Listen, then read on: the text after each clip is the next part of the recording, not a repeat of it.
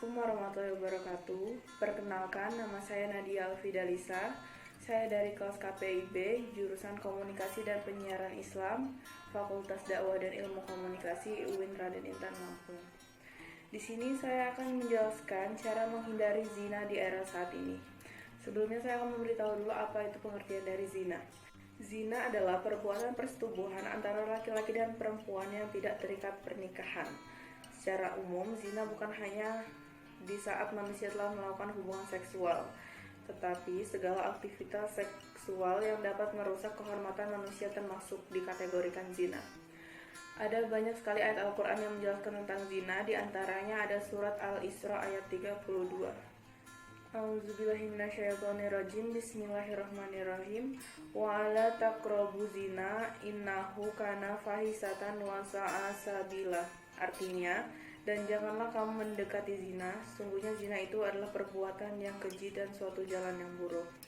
Dalam menafsirkan ayat ini, Ibnu Katsir berkata bahwa Allah Ta'ala melarang hamba-hambanya berbuat zina, begitu pula mendekatinya dan melakukan hal-hal yang mendorong menyebabkan terjadinya zina. Dalam tafsir Al-Misbah dikatakan ayat-ayat menggunakan kata jangan mendekati seperti ayat di atas biasanya merupakan larangan mendekati sesuatu yang dapat merangsang jiwa atau nafsu untuk melakukannya. Yang kedua ada dari surat An-Nur ayat 2. Bismillahirrahmanirrahim. Az-zaniyatu waz-zani fajlidu kulla wahidin minhuma min atta jaladati wa ta'khudhukum bihima rafatun fi dinillahi in kuntum tu'minuna billah wa yaumil akhir wa yazhad azabahuma ta'ifatum minal mu'minin.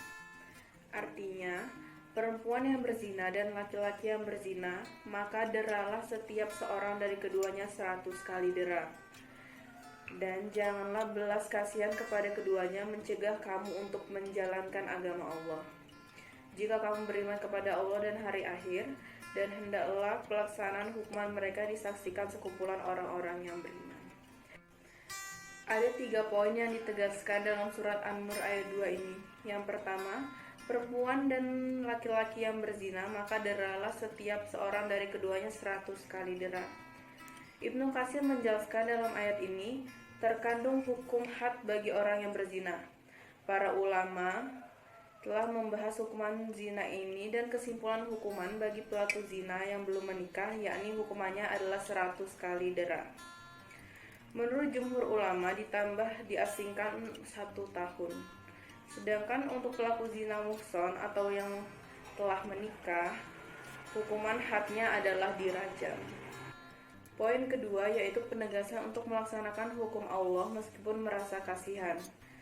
Dalam tafsir fi Zilalil Quran menjelaskan mengapa hukuman zina muhson itu dirajam, karena seorang yang telah menikah tapi masih berzina menunjukkan bahwa fitrahnya telah rusak dan menyimpang, maka ia pantas dihukum dengan hukuman yang lebih berat.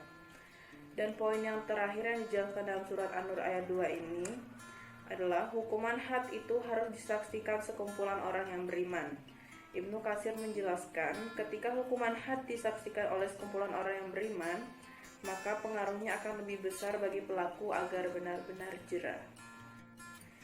Sekarang ini banyak sekali orang-orang yang sangat dekat dengan perbuatan zina.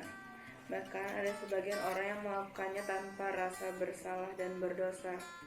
Terutama bagi kaum muda, ini sangat rentan melakukan perbuatan tersebut. Adapun cara-cara untuk menghindari zina adalah lebih mendekatkan diri kepada Allah dengan perbanyak baca Al-Quran serta perbanyak belajar mengenai dampak serta bahaya zina.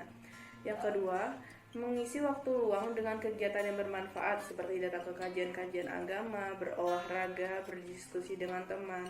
Intinya melakukan kegiatan yang positif agar pikiran kita terhindar dari keinginan yang mendorong kepada perbuatan zina. Dan yang ketiga adalah menjauhi sumber zina. Perbuatan zina tanpa disadari sering berawal dari hal-hal kecil seperti membuka aurat, menonton hal-hal yang tidak pantas, dan lainnya. Oleh sebab itu, agar terhindar dari perbuatan zina, kita harus menghindari serta menjauhi sumber dari perbuatan zina tersebut. Maka dari itu, sebagai generasi milenial, hendaklah menjauhi perbuatan tersebut, dikarenakan perbuatan tersebut merupakan salah satu dosa besar. Apabila sudah terlanjur melakukannya, segeralah bertobat kepada Allah, karena Allah akan mengampuni dosa hambanya yang sungguh-sungguh ingin bertobat dan tidak akan mengulangi kesalahan tersebut. Mungkin sekian yang dapat saya sampaikan. Mohon maaf apabila ada kesalahan. Saya akhiri. Wassalamualaikum warahmatullahi wabarakatuh.